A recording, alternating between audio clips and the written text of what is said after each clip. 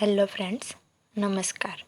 આજે આપણે ધોરણ 11 વિષય અર્થશાસ્ત્ર પ્રકરણ 3 માંગ એમાં માંગની મૂલ્ય સાપેક્ષતાના પ્રકારો જે 5 છે એમાંથી પ્રથમ પ્રકાર સંપૂર્ણ મૂલ્ય સાપેક્ષ માંગનો અભ્યાસ કરીશું. તો હવે આપણે સૌપ્રથમ જોઈએ માંગની મૂલ્ય સાપેક્ષતાના પ્રકારો. વસ્તુની કિંમતમાં ફેરફાર થતાં વસ્તુની માંગમાં કયા દરે ફેરફાર થાય છે તેના આધારે માંગની મૂલ્ય સાપેક્ષતાના 5 પ્રકાર પાડવામાં આવે છે, જે નીચે મુજબ છે. આપણે માંગની મૂલ્ય સાપેક્ષતાની વ્યાખ્યામાં જોયું હતું કે વસ્તુની માંગની મૂલ્ય સાપેક્ષતા વધારે કે ઓછી એનો આધાર કિંમતના ઘટાડાને પરિણામે માંગમાં થતો ફેરફાર મોટો છે કે નાનો છે અને કિંમતના વધારાને પરિણામે માંગમાં થતો ઘટાડો મોટો છે કે નાનો છે એની ઉપર રહે છે.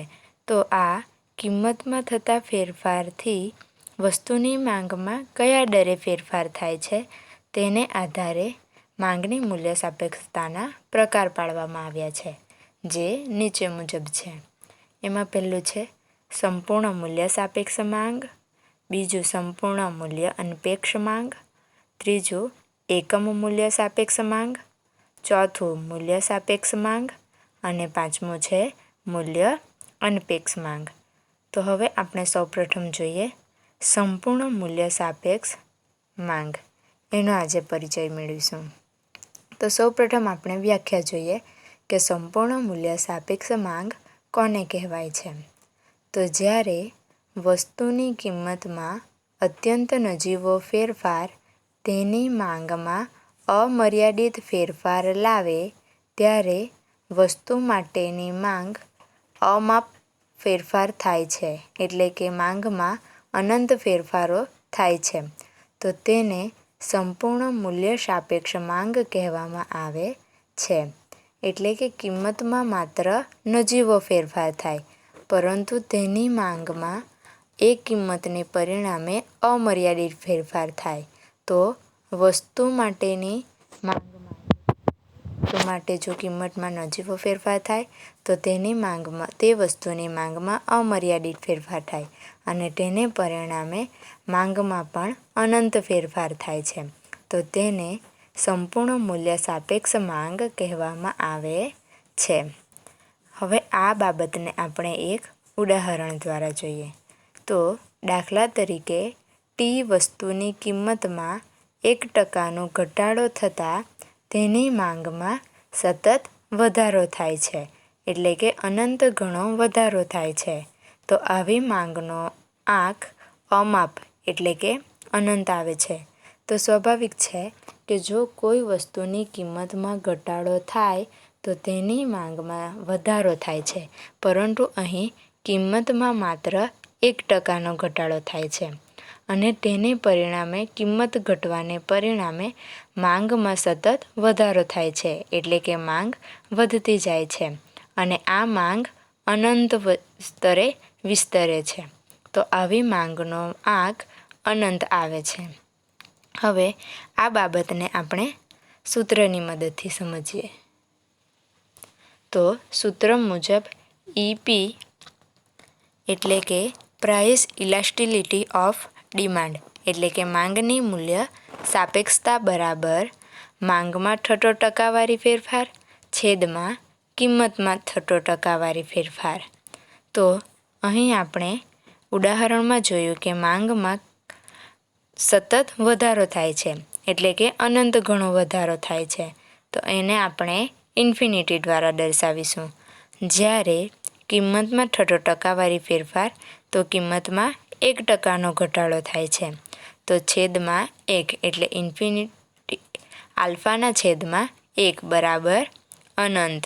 આપણે જોયું એ મુજબ કે વસ્તુની કિંમતમાં 1%નો ઘટાડો થતાં માંગમાં અનંત ગણો વધારો થાય છે. તો એ માંગનો આંક અનંત આવે છે. એટલે કે ઇન્ફિનિટિવમાં દર્શાવવામાં આવ્યું છે. આ ઉદાહરણ અને સૂત્ર પરથી આપણે આકૃતિ દ્વારા સંપૂર્ણ મૂલ્ય સાપેક્ષ માંગની સમજૂતી મેળવીએ. તો સૌપ્રથમ આપણે એક્સ અક્ષ દોરીશું, ત્યારબાદ વાય અક્ષ દોરીશું.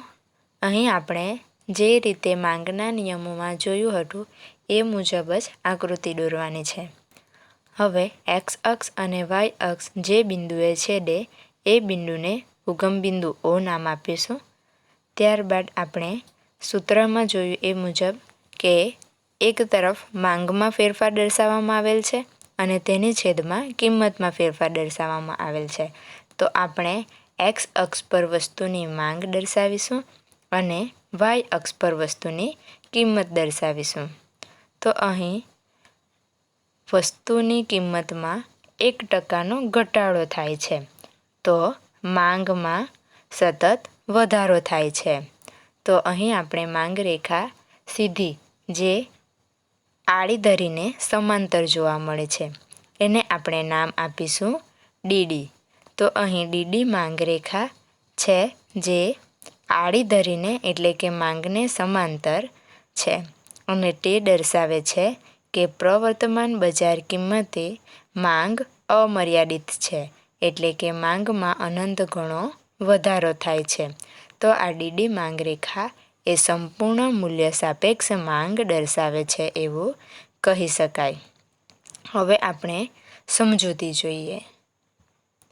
તો આવા પ્રકારની માંગનું એટલે કે સંપૂર્ણ મૂલ્ય સાપેક્ષ માંગનું વાસ્તવમાં અસ્તિત્વ જોવા મળતું નથી, પરંતુ અર્થશાસ્ત્રના સિદ્ધાંતોમાં પૂર્ણ હરીફાઈની સમજૂતી આપવામાં આ ખ્યાલ ઉપયોગી છે.